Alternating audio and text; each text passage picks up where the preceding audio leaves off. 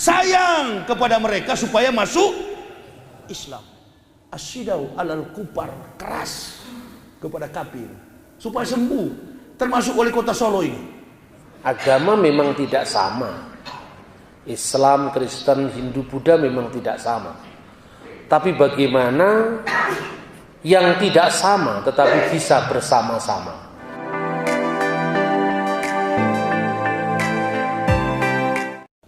Jadi kalau hubung-hubungkan dengan pengaruh pemikiran kita secara axiology, etika, logika, estetika, itulah ruang yang paling tepat untuk mengukur standarisasi kebenaran suatu agama. Bukan membanding-bandingkan ayat-ayat Bible dibandingkan dengan Quran, Bible dibandingkan dengan Quran. Saya mau kasih tahu ke jamaah, kalau berdebat itu banding-banding ayat dalam Bible, ayat dalam Quran, sampai kapanpun orang kafir tak masuk Islam. Karena itu akan terkesan sama-sama kuat. Dia punya argumen dalil teologis. Di Islam juga kita punya dalil argumen teologis. Tapi kita mesti pakai cara Syekh Abdul Qadir Jailani. Menyanggah lawan, mengalahkan lawan dengan kitab lawan. Kemarin kan saya tantang itu. Satu Indonesia pendeta lawan saya sendiri. Bukan berkelahi secara fisik. Jangan memperalat masa Muslim. Saya nggak usah peralat Muslim. Dia juga jangan memperalat masa Kristen. Duduk kita di meja debat, berkelahi, bertarung kita secara intelektual. Karena manusia ini perlu penjelasan. Saya ceramah di sini bukan menyerang Kristen, bukan. Sayang kepada mereka supaya masuk Islam. Asyidau alal kupar, keras kepada kafir supaya sembuh, termasuk wali kota Solo ini.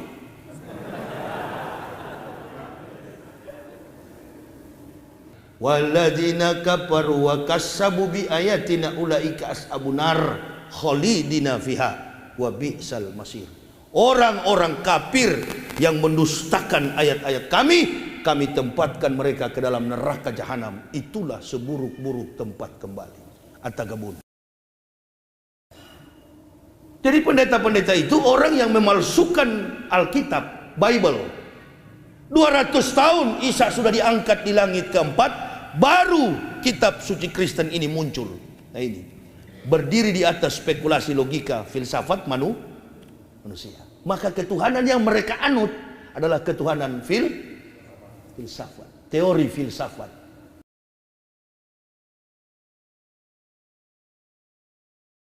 Salah satu problematik di dalam hubungan antar umat beragama itu adalah kesalingpahaman satu agama dengan agama yang lain dalam konteks bagaimana kita bisa bersama-sama sekalipun kita tidak sama. Banyak dalam dialog kita hanya seringkali menonjolkan persamaan, tetapi kita tidak berani berbicara tentang perbedaan. Agama memang tidak sama. Islam, Kristen, Hindu, Buddha memang tidak sama. Tapi bagaimana yang tidak sama tetapi bisa bersama-sama? Karena kita adalah warga bangsa yang satu. Yang kedua, untuk tidak menajamkan bahwa perbedaan itu sebagai seolah-olah alasan untuk kita saling berpisah, kita justru harus membangun kesalingpahaman di tengah-tengah perbedaan. Oleh karena itu para founding fathers kita sepakat bahwa kenyataan berbeda-beda tetapi satu Bhinneka Tunggal Ika itu yang menjadi dasar living reality, kenyataan hidup sehari-hari yang nantinya didasarkan atas ideologi negara Pancasila. Maka umat beragama yang berbeda-beda sekalipun tidak sama tapi selalu bisa bersama-sama. Nah, salah satu kendala dalam hubungan dialog Kristen dengan agama lain itu adalah bagaimana kita saling memahami. Kebetulan akhir-akhir ini Kristen sering menjadi sumber kesalahpahaman yang diekspos. Ada orang yang mengatakan ini khotbah sampai di siarkan mendunia. Banyak jemaat yang kemudian bertanya kepada pendetanya, kepada pastornya, ditanya begini kira-kira, tunjukkan di mana ayat Alkitab yang mengatakan Yesus berkata, "Akulah Allah, sembahlah aku." Ketika itu tidak ada, secara harfiah seperti itu tidak ada, berarti Yesus bukan Allah. Banyak orang bingung, apalagi jemaat-jemaat awam. Terus saya bilang begini, sekarang kamu ganti bertanya, di mana dalam Alkitab dikatakan Yesus bersabda, "Aku bukan Allah, jangan sembah aku"? Nggak ada kan? Sama-sama nggak adanya. Tapi apa berarti Yesus itu bukan Allah? Justru ketika Thomas melihat bukti kebangkitan Yesus, ketika Yesus menunjukkan bekas paku pada tangannya, Thomas mengatakan, "Tuhanku dan Allahku." Kurios mou kehoteos mou, ya Tuhanku, ya Allahku. Dan Yesus menerima penyembahan itu. Tetapi ketika orang harus mengatakan secara eksplisit harus tersebut, lah konteksnya zaman Yesus dan zaman kita kan berbeda. Jangankan mengatakan Allah, mengatakan Tuhan, menyebut nama Tuhan saja tidak boleh dalam konteks Yudaisme, agama Yahudi ketika itu. Memang ada kata yang oleh para ahli dikira-kira bacaannya, dikira-kira loh, belum tentu tepat, yaitu Yahweh, itu kira-kira. Cuma ada huruf hidup Yod, He, Vav, He. Itu bisa dibaca macam-macam. Ketika di dalam naskah Alkitab tertulis Yehuwi harus dibaca Elohim. Tapi ketika naskah Alkitab tertulis Yahuwah harus dibaca Adonai. Maka bagi orang Kristen yang merefleksikan tentang imannya di tengah-tengah masyarakat Yahudi waktu itu, ajaran tentang keesaan Allah itu fundamental, tidak pernah dipersoalkan bagi seorang Yahudi. Ketika Yesus ditanya, hukum mana yang paling utama dari segala hukum yang ada? Yesus mengutip Ulangan pasal 6 ayat 4. Dan teks itu di dalam bahasa Ibrani berbunyi Shema Yisrael Jehaweha Yod-He Vav-He Elohenu Jehaweha Echad. Ketika membaca itu orang Yahudi mengucapkan Adonai Elohenu Adonai Echad. Bapak Ibu tonton itu di YouTube, tulis itu reading the Shema in Hebrew. Shema Yisrael Adonai Eloheinu Adonai Echad. Kalau orang Yahudi yang lebih ultra ortodoks, Yahudi yang kuno sekali, teks itu dibaca dengan dilantunkan. Shema Yisrael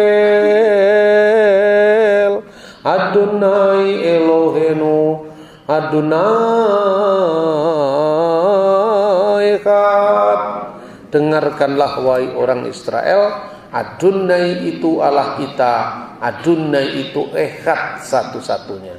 Dan kata Echad itu yang menjadi bahasa Arab Ahad, satu artinya.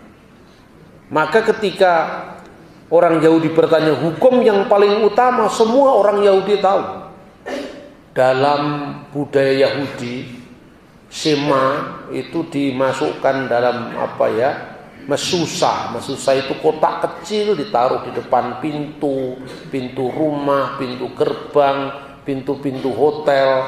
Karena itu amanat dari Taurat Musa, harus engkau tuliskan ini dimanapun kamu berjalan, kamu ingat hukum ini. Ditulis huruf Shin yang artinya Shema Yisrael tadi. Jadi ketika iman Kristen membahas tentang Allah Tritunggal, itu tidak sedang menjawab pertanyaan berapa jumlah Allah itu. Karena jumlah Allah sudah clear, tidak ada yang mempersoalkan. Nah, ketika saudara-saudara kita Muslim menuduh bahwa orang Kristen menyembah lebih dari satu Tuhan, itu sesungguhnya konteksnya Islam berbeda dengan konteksnya Kristen. Ketika Nabi Islam menyampaikan tentang pentingnya ungkapan kulhu Allahu ahad, Allah itu esa, katakanlah Allah itu esa, itu bangsa Arab menyembah berhala, menyembah ilah-ilah lain. Maka pertanyaannya, berapa jumlah Allah itu? Jawabannya jumlah Allah itu satu. Tapi ketika konteks iman Kristen disampaikan, sudah clear kalau Allah itu jumlahnya cuma satu. Yakobus pasal 2 ayat 19 mengatakan, kamu berkata Allah itu satu. Satu saja Allah itu baik, kata firman Tuhan. Tapi setan-setan juga tahu tentang itu dan gemetar karena itu. Jadi kalau sekedar mengatakan Allah itu esa, setan saja tahu. Tetapi tauhid tingkat Tuhan itu ya bagaimana misteri Allah itu diungkapkan. Nah, Tritunggal itu pengungkapan misteri ilahi, bukan sekedar jumlahnya Tuhan. Kalau jumlah Tuhan clear, maka hubungan Allah dengan firman-Nya yang dalam kata kiasan disebut anak Allah itu apa? Bukan Allah itu beranak secara fisik, seolah-olah Tuhan itu butuh istri. Itu kan agama primitif yang ngomong begitu. Masa kalau dikatakan Tuhannya Kristen beranak, lalu siapa bidannya, terus ketawa semua. Masa ada agama primitif Tuhan beranak seperti itu? Tidak ada lah. Saudara-saudara, maka jelas bahwa ini apabila mengukur imannya orang dari iman yang berbeda. Kita pun tidak mengukur iman Hindu dari sudut pandang kita, iman Islam dari sudut pandang kita. Ketika saya berkata begini, ini hak jawab kita. Bahwa Tuhan yang disembah orang Kristen itu tidak seprimitif yang disangka orang, bahwa Tuhan punya istri lalu punya anak, makanya disebut anak Allah. Tidak. Dalam iman Kristen, kenapa saya tadi menyebut tauhid? Karena kata itu memang kata Arab yang netral. Orang mengatakan begini, gimana ada kata Tritunggal dalam Alkitab?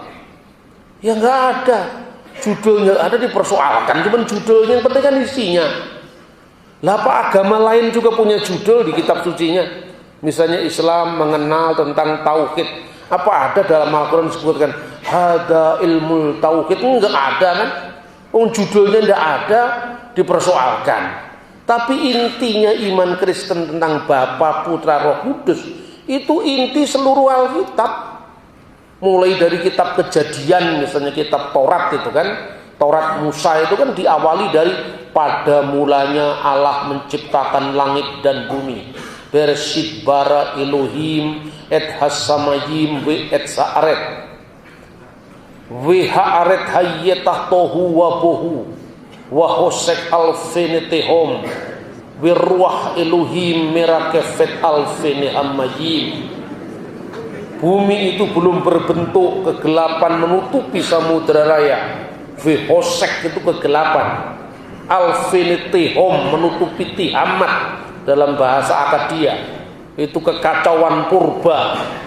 Ya, kalau mirip kata Tehom dan Tihamat tidak usah menuduh bahwa Alkitab itu menjiplak Babylon Genesis, itu juga terlalu dangkal. Itu karena apa? Itu bahasa bersama di Timur Tengah. Wirruah Elohim dan Roh Allah merakefet alfeni hamayim, melayang-layang, aktif menyalurkan hidup ilahi sehingga nantinya planet-planet bergerak pada orbitnya masing-masing.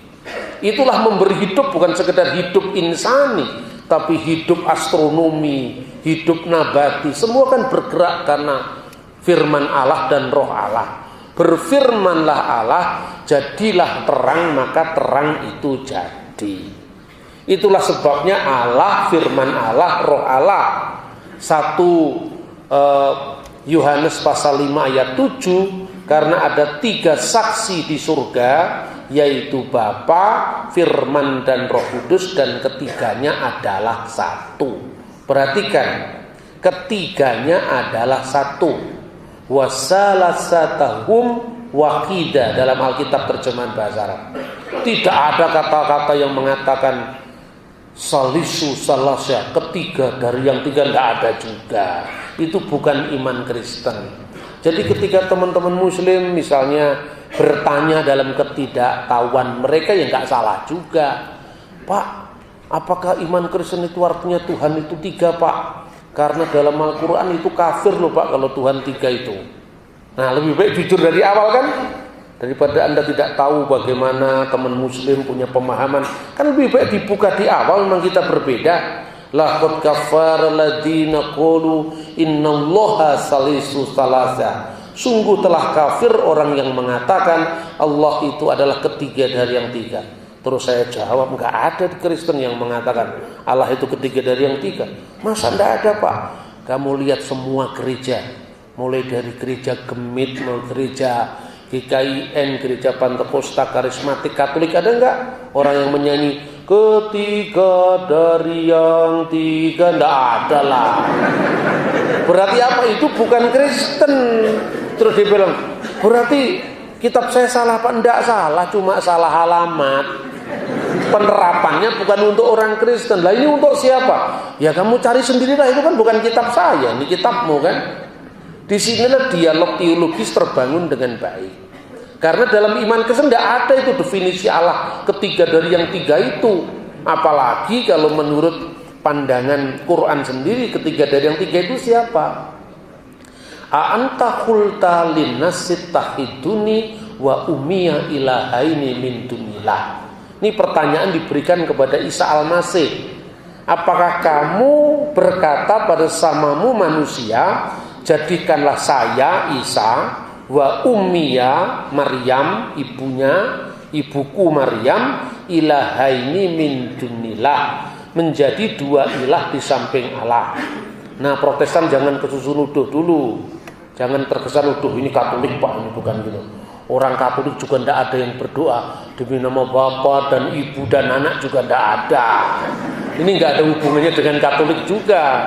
Kemungkinan yang diserang oleh Al-Quran itu adalah kepercayaan bidat Kristen yang waktu itu dihadapi oleh Islam. Namanya sekte Koliridianisme. Dan ini bukan ajaran gereja manapun juga. Juga bukan Katolik. Sekalipun orang Protestan tidak setuju dengan Mariologi gereja Katolik, silahkan. Tetapi harus kita tahu namanya juga Roma Katolik, tidak pernah sampai ke Mekah, namanya Roma. Nah inilah antara pembelajaran sejarah, dialog lintas iman atau ilmu agama-agama harus seiring supaya kita tidak salah paham. Kalau tidak salah paham, pahamnya kemudian salah. Yang sering terjadi seperti itu Bapak Ibu. Makanya saya bilang Trinitas itu tidak ada kaitannya dengan Tuhan itu tiga, tidak ada kaitannya. Ini tadi perjanjian lama. Maka jelas dikatakan dalam kitab Kejadian, Elohim, Ruah Elohim, Davar Elohim, firman Allah itu tidak lain dan tidak bukan adalah Elohim Echad, El Echad, Adonai Echad. Nah di perjanjian baru, ketika Tuhan Yesus memberikan perintah baptisan, baptiskanlah mereka esto onomato patros kitu iu kitu agiu pneumatos. Perhatikan, esto onoma, demi nama, ini bentuk tunggal. Bukan esto onomati, demi nama-nama. Berarti satu nama itu adalah Bapa, Putra, Roh Kudus. Itu satu hakikat.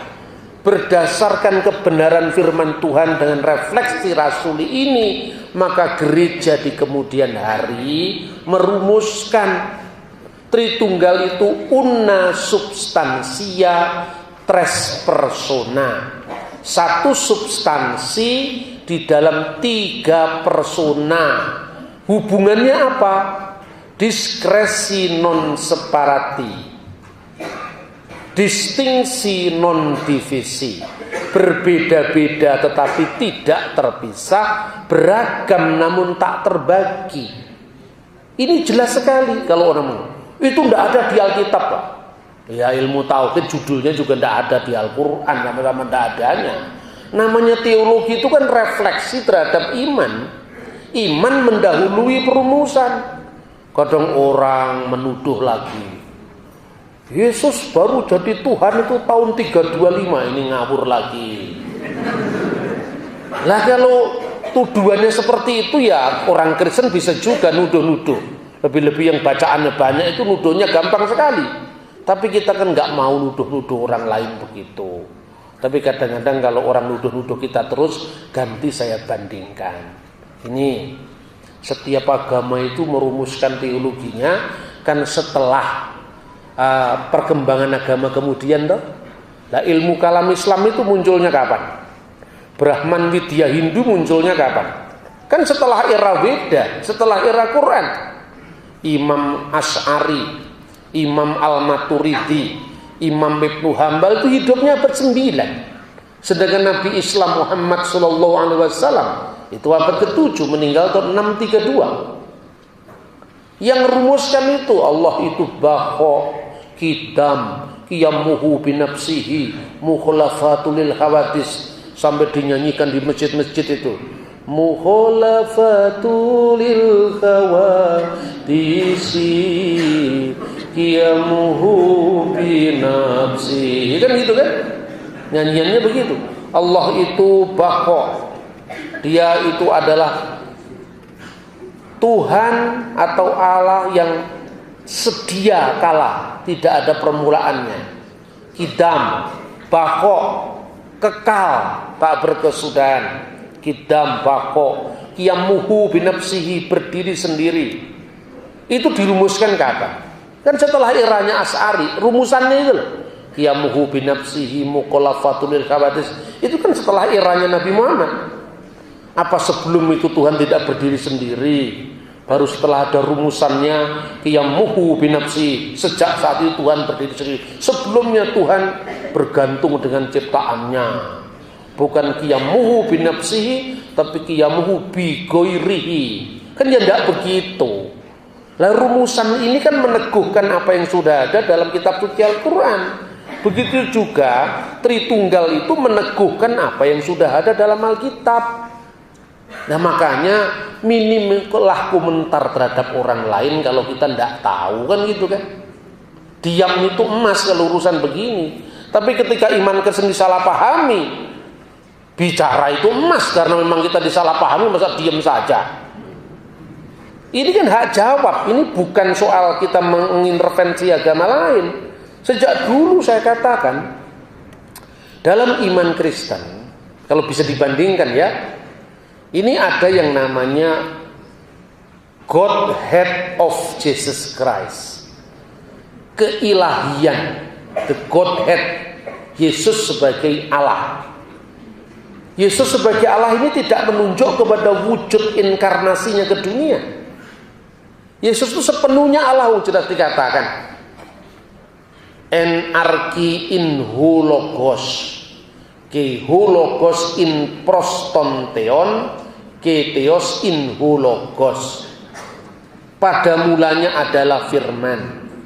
Kalau diterjemahkan di dalam Alkitab bahasa Arab, fil badi'il kanal kalimah wal kalimatu kana indallah wa kana kalimatullah. Pada mulanya adalah firman, firman itu bersama-sama dengan Allah, dan firman itu adalah Allah. Bapak Ibu klik di YouTube, tulis saja Reciting the Gospel in Arabic, Koptik Ortodok, nanti kan muncul.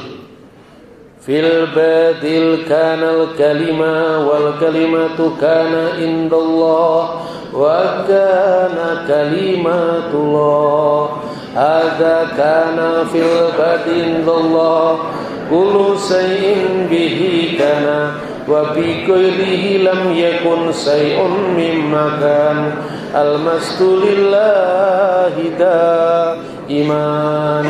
Ini bukan Al-Quran yang saya baca, ini Alkitab. Saya tidak ada urusannya dengan agama orang, ini saya ngomong Alkitab kok. Karena saya ini dari gereja Koptik Ortodok, ya saya baca menurut tata cara gereja saya. Tapi yang gemit nggak usah jadi Ortodok, biar aja tetap gemit. Itu kekayaan gereja itu loh. Cuman supaya kita tidak kagetan, gereja-gereja di Timur Tengah, Maronit di Libanon, Koptik di Mesir, Syriak Ortodok di Syria, Yunani Ortodok di Yerusalem dan sekitarnya. Kalau baca Alkitab ya memang seperti itu. Tadi kan dari Yahudi, Shema Israel, Adonai Elohenu, Adonai Echad. Terus orang Kristen di Timur Tengah, min mazamir, dari kitab Mazmur. Liyabina Dawudin Nabi wa Malikut Tohir, barakatuhu alaina amin. Haleluya.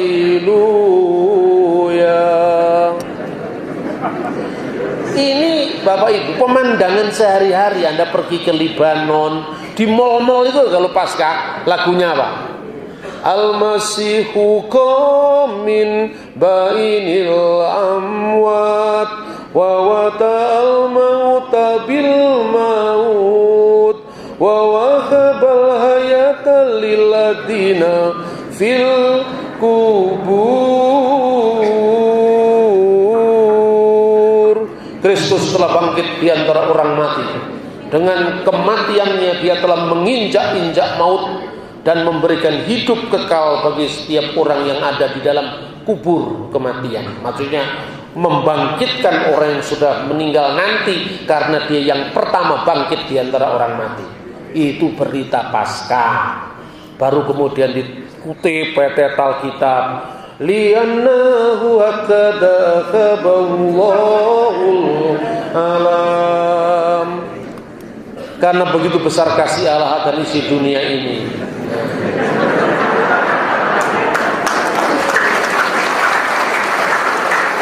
Wa badala ibnahul wahid likai la yuhlika kullu man yu'minu bihi bal takunu lahu hayatul abadiyah, sehingga dia telah memberikan putranya yang tunggal supaya setiap orang yang percaya kepadanya tidak binasa melainkan memperoleh hidup yang kekal.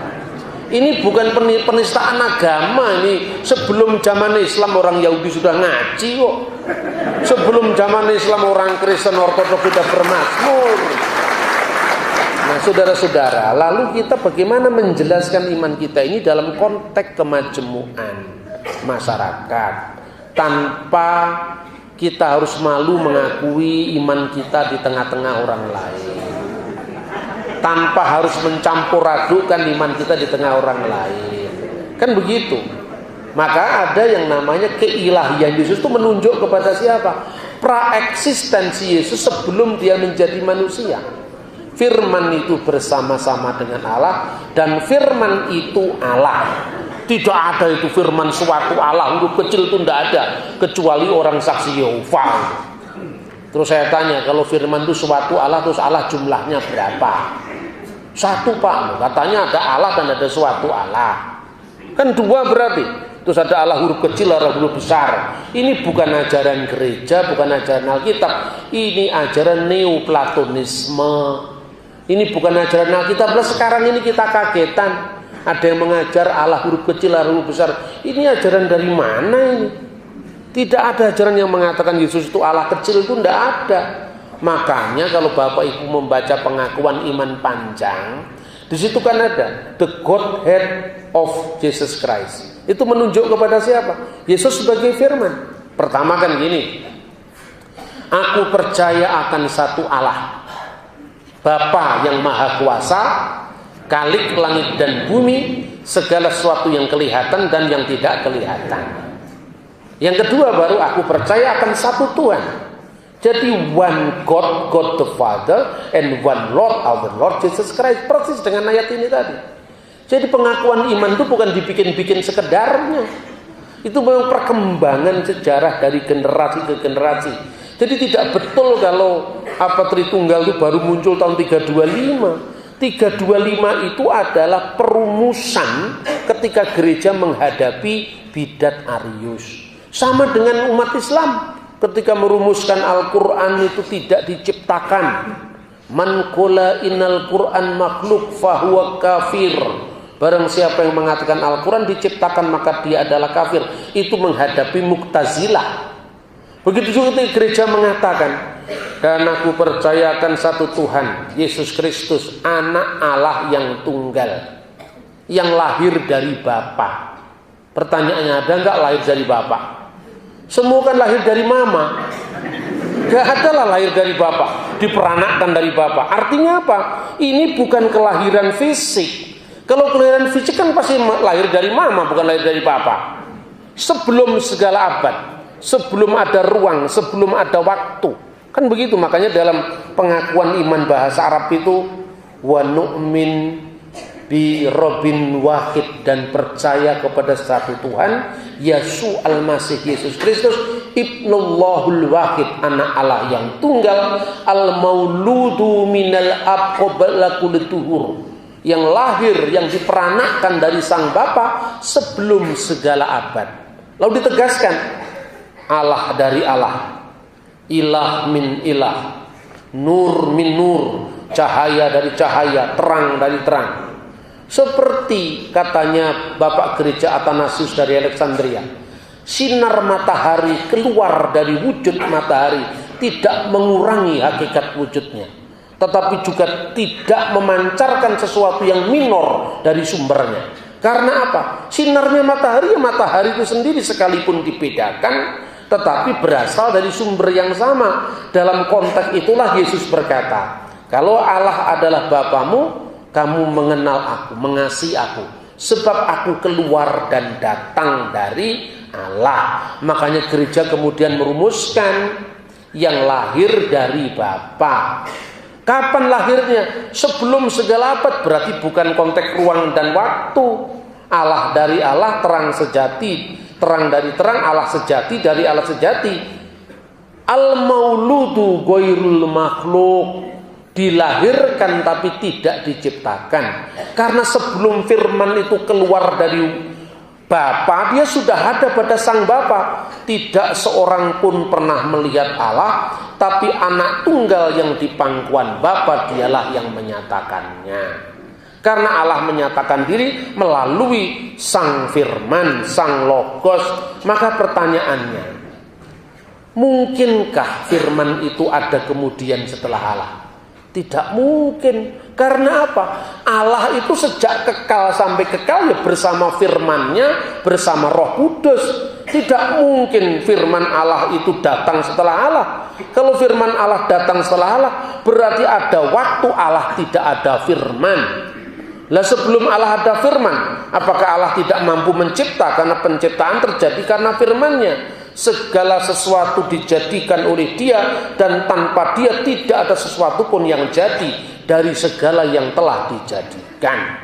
Inilah makna keilahian Kristus, the Godhead of Jesus Christ, kealahan Yesus Kristus, menunjuk kepada wujud kekalnya. Itulah pula maknanya anak Allah. Bukan Allah itu beranak secara fisik. Kalau beranak secara fisik kan lahir dari ibu, nggak ada orang lahir dari bapa. Maka artinya heavenly father, bukan physical father. Allah itu sang wujud yang disebut Bapa. Daripadanya putra Allah keluar, dilahirkan, dan Roh Kudus keluar. Maka roh kebenaran yang keluar dari Bapa. Yohanes pasal 15 ayat 26. Ini terlalu mudah dijelaskan. Karena apa? Orang nanya kepada saya, masa firman kok jadi manusia Pak? Sekarang bandingkan. Kalau di Kristen firman jadi manusia, di Islam firman jadi kitab. Nuzulul Quran itu loh. Bapak mengaku, ya enggak, itu kan imanmu, iman saya firman jadi manusia. Jadi kalau kamu mengatakan firman jadi kitab, ya itu bukan urusan saya, itu lakum dinukum waliyatin. Cuman kamu bisa membedakan, kalau firman jadi kitab saja kamu bisa terima, apa keberatannya firman jadi manusia? Jadi buku aja bisa kok. Masa jadi manusia tidak bisa? Dan firman itu telah menjadi manusia dan tinggal di antara kita. Clear apanya? Kami tidak pernah mengatakan bahwa firman itu bisa rusak. Loh ya, memang firman tidak bisa rusak. Tapi kertasnya Quran kan bisa rusak. Apa kalau kertasnya Quran rusak berarti firman Allah rusak? Tidak, lah begitu juga. Yesus mati Pak. Dia yang dibunuh dalam keadaannya sebagai manusia, kemanusiaannya kok. Itulah sebabnya setelah konsili Nikea, lalu konsili Konstantinopel yang membahas tentang Roh Kudus, baru konsili Efesus, Kalsedon, dan seterusnya. Konsili Efesus bicara apa? Mia pesis tontion logon cistarkomeni. Bahwa firman Allah itu menjadi manusia, satu kodrat ganda firman yang menjadi manusia. Gandanya itu apa? Sepenuhnya Allah dan sepenuhnya manusia. Apa itu baru Efesus Pak tahun 431? Enggak, baca sejarah gereja lebih awal. Bukan 325, bukan 431. Baca dulu catatan bapak-bapak gereja dari awal. Ketika Polikarpus harus memilih mati di pembakaran, dia disuruh menghujat Yesus. Anda baca di Voice of Martyr. 86 tahun saya mengikuti dia dan dia tidak pernah mengecewakan saya. Polikarpus milih mati. Polikarpus ini bukan Polikarpus Budiarjo yang dituduh membunuh Munir, itu bukan. Ini Polikarpus muridnya Yohanes, meninggal tahun 156 hari Sabat tanggal 22 Februari. Nah, coba gereja kuno punya catatan sampai tanggalnya, jamnya, harinya. Masa kita tidak percaya begitu yang nulis muridnya para rasul? Kata Saksi Yehova, kami tidak percaya. Kamu tidak percaya, jangan percaya kalau Injil ditulis Matius. Lah kenapa? Itu cuma judulnya, di Alkitabnya tidak ada. Pasal 1 sampai pasal 28 mana ada yang menulis itu Matius? Dari mana kamu tahu Injil pertama ditulis Matius? Dari tulisan muridnya yang nulis Injil. Misalnya Papias, The Fragment of Papias yang mengatakan Injil pertama ditulis Matius, Injil keempat ditulis oleh Yohanes. Itu tulisan dari bapak-bapak gereja awal. Tapi bapak gereja sebelum Luther, sebelum Calvin, sebelum Wesley. Makanya karena bapak gereja langsung berkaitan dengan murid-murid, maka kita percaya. Sama dengan gini Bapak Ibu, saya sering menjawab Saksi Yehova itu gini, kamu percaya enggak Peter Carey itu ahli di Ponorogo? Percaya Pak. Keahliannya enggak bisa dipungkiri. Seperti itulah kita juga percaya dengan Luther, Calvin, Zwingli bagi yang Protestan. Yang Katolik ada Bapak Gereja Thomas Aquinas macam-macam. Yang Ortodok ada Bapak Gereja John Damaskus yang macam-macam. Kita semua percaya dengan bapak-bapak gereja. Tetapi kamu harus tahu, ketika kamu ditanya, kira-kira di Ponorogo lebih suka makan rawon atau sei? Sei itu yang makan orang di sini. Itu enak, nanti saya belum diajak makan sei nanti. Pasti dia tidak tahu kan, karena dia tidak pernah makan sama Pangeran Diponegoro. Yang bisa menjawab itu siapa? Sentot Prawiro Dirjo. Lah bapak gereja awal ini bapak gereja muridnya langsung para rasul. Makanya tidak ada lagi yang namanya spekulasi teologi seperti masa Tubingen dari zamannya Pangeran Diponegoro. Itu nggak relevan untuk konteks studi sejarah. Karena apa? Teolog-teolog modern begini metodologinya bagus. Tetapi bahannya kan nggak ada, wong dia jauh dari peristiwa. Ribuan tahun setelah peristiwa. Inilah pentingnya kita belajar sejarah bapak-bapak apostolik. Nah di situ ditulis dia lebih baik mati. Ketika Polikarpus mati, dia memuja Allah Tritunggal. Bukan Tritunggal dalam ritus sudah hidup di akhir abad pertama. Belum lagi bahwa Kristus yang sepenuhnya Allah, sepenuhnya manusia. Ini sudah ada dalam surat-surat Ignatius yang meninggal tahun 107. 20 Desember tahun 107 dia meninggal. Di Roma dicapik-capik dengan singa. Dia mengatakan, Kristus adalah tabib kita. Yang pertama terpikirkan, kedua tak terpikirkan. Ek Maria ke ek Theos. Yang pertama keluar dari Maria, yang kedua keluar dari Allah. Yang pertama terpahami, kedua tak terpahami. Tapi keduanya adalah satu, antropoteo, manusia Allah, Allah manusia. Ini tahun 107, jauh sebelum konsili Nikea. Makanya gara-gara kita ini tidak paham sejarah gereja dari awal, dari 12 rasul, 70 murid dari muridnya para rasul. Nah kita dibajak dengan Injil Yudas, kita dibajak dengan kesimpulan Da Vinci Code, kita diejek katanya Tritunggal baru tahun 325. Maka tidak terbukti Bapak Ibu Saudara-saudara. Ini satu fakta sejarah. Kedua apa yang terakhir? Bahasa teologis. Karena bahasa teologis kita selama ini mungkin tidak nyambung. Makanya ya, kalau orang karena pindah agama karena kesadarannya, yaitu hak asasi manusia. Tapi jangan ada dusta di antara kita. Kalau di daerah Kristen kita ngomong toleransi, ya toh? Tapi di Aceh kenapa gereja tidak boleh berdiri? Itu tidak jujur. Kalau di daerah Manado kita boleh, orang welcome, katong torang semua bersaudara. Tetapi kenapa kalau orang buka warung RW kemudian mereka keberatan, ini tanah air siapa? Kan begitu saudara-saudara. Artinya apa? Bhinneka Tunggal Ika, kebenekaan kita itu harus imbang antara ketunggalan dan kebenekaan. Tidak ada Indonesia tanpa orang Flores, tidak ada Indonesia tanpa orang Timor, tidak ada Indonesia tanpa orang Jawa. Keindonesiaan kita tidak menghilangkan kejawaan kita, ketionghoaan kita, keminahasaan kita. Tetapi di atas dasar ketimoran, di atas dasar kesumbaan, di atas dasar kefloresan, di atas landasan kejawaan, itu berdiri Indonesia yang tunggal ika. Sebab kalau hanya tunggal ika yang kita lakukan, nanti akan mengalami seperti Imperium Romanum Sacrum.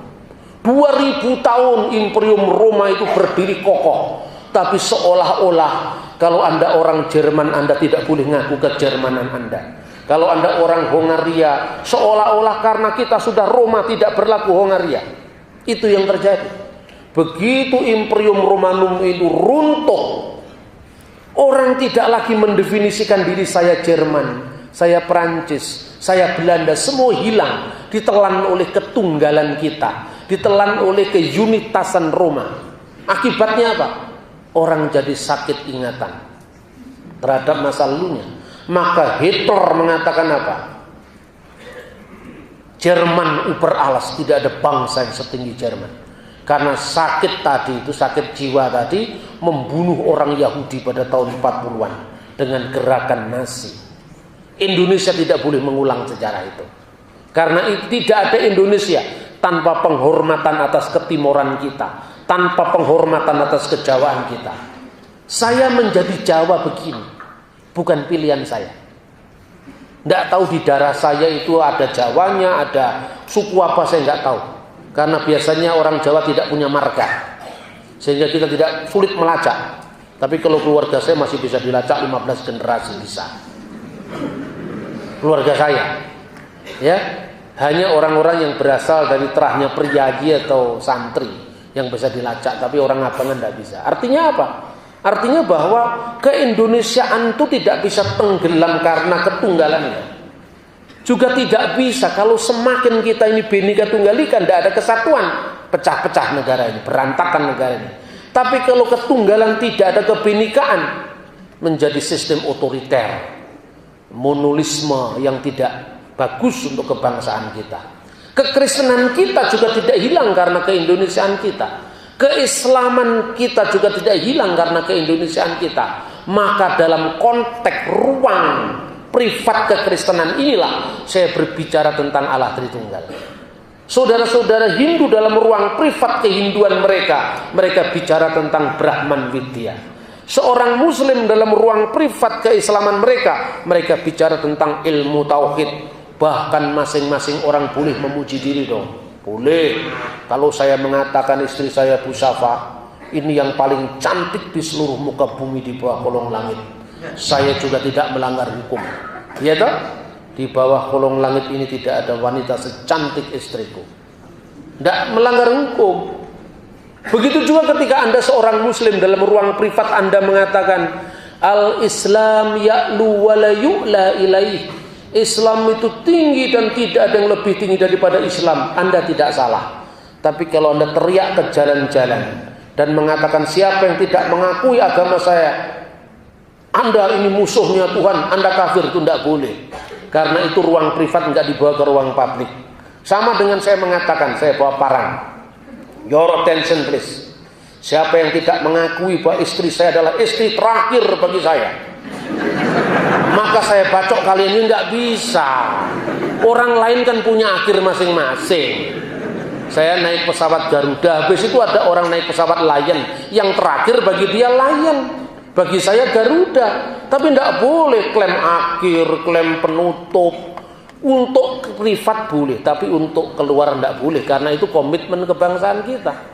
Bagi orang Kristen, toleransi tidak harus berarti karena kita toleransi maka Yohanes 14 ayat 6 tidak relevan lagi. Itu toleransi, ada dusta di antara kita. Akulah jalan dan kebenaran dan hidup, tidak seorang pun yang sampai kepada Bapa kalau tidak melalui aku. Itu mirip dengan tadi.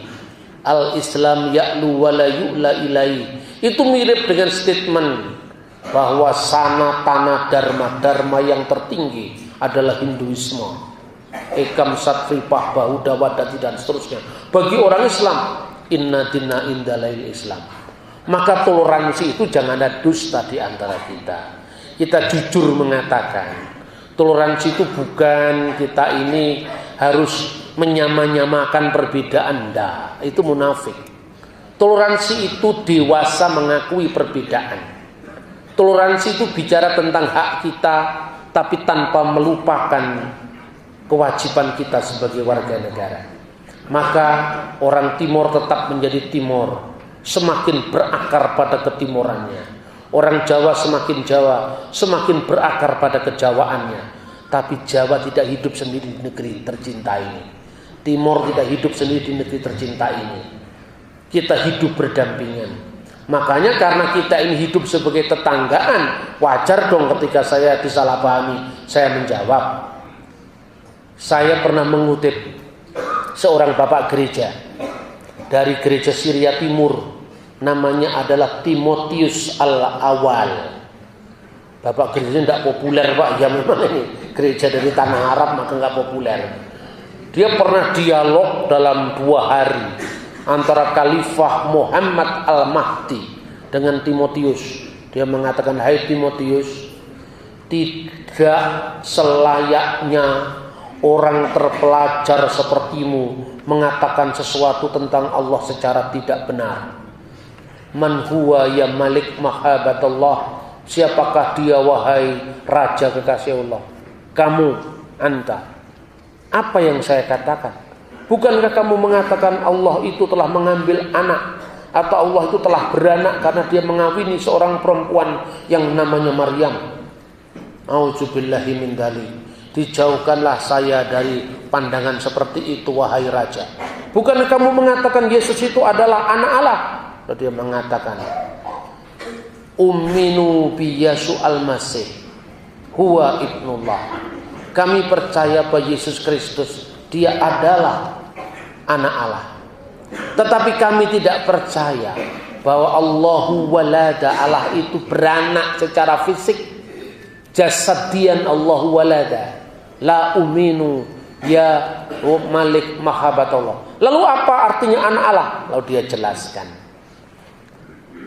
Kama maktub fil kitabil muqaddas, seperti tertulis dalam kitab Alkitab kami.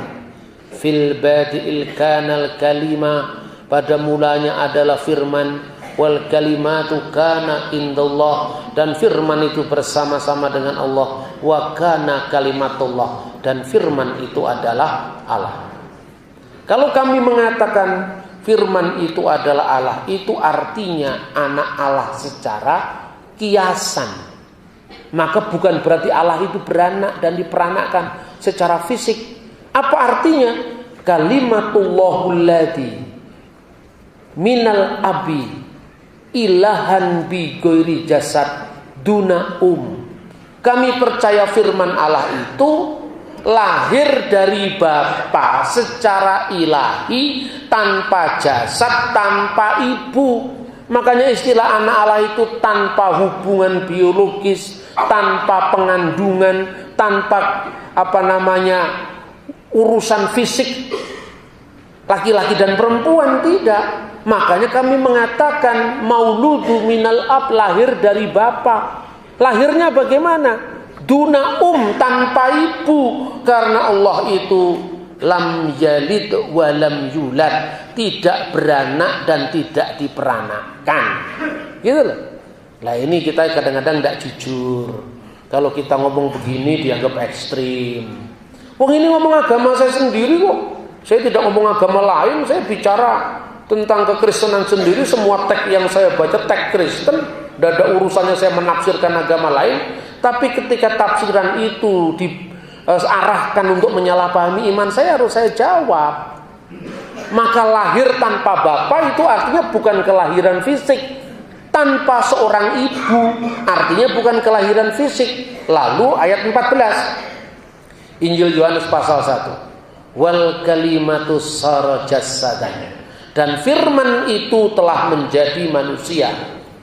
Ke holokos saks egin itu, firman telah menjadi manusia dan tinggal di antara kita.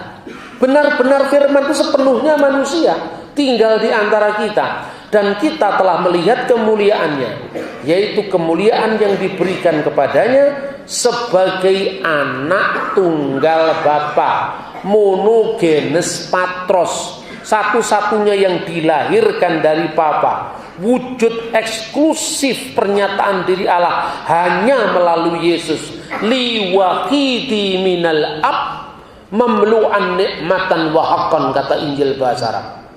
Dia satu-satunya yang diperanakkan dari Bapa, bukan berarti anak secara fisik. Lalu turun ke dunia, lahir dari ibu. Ayyullada min duna'ab, tanpa seorang bapa. Artinya apa?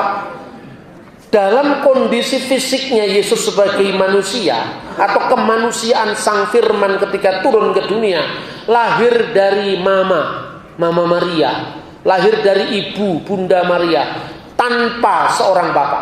Menekankan apa? Anak yang lahir itu dari Roh Kudus.